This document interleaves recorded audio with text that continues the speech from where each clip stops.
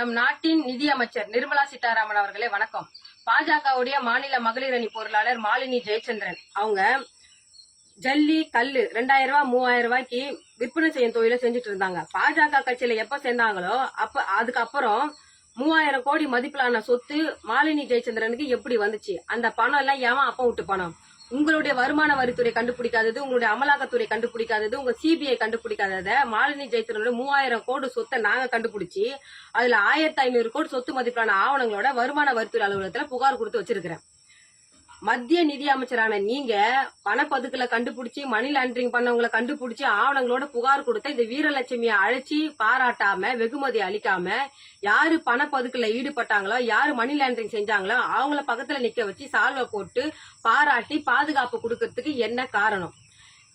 1500 கோடி நான் கண்டுபிடிச்சு கொடுத்த பணம் 1500 கோடி பாஜக காரனுடைய அப்பம் விட்டு பணமா? மத்திய நிதி அமைச்சரான நீங்க முறை தவறி நெறி தவறி நடக்கலாமா?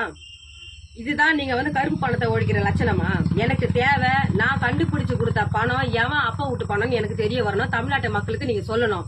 அப்படி இல்லைன்னா வருமான வரித்துறை தமிழகத்துல ஒருதலை பட்சமா செயல்படுதுன்னு நான் சென்னையில் உள்ள அமலாக்கத்துறை அலுவலகத்தையும் வருமான வரித்துறை அலுவலகத்தையும் பூட்டு போட போராட்டத்தை முன்னெடுத்து தர்ணா போராட்டத்தில் ஈடுபடுவேன் என்பதை இந்த எச்சரிக்கையா விடுக்கிறேன்.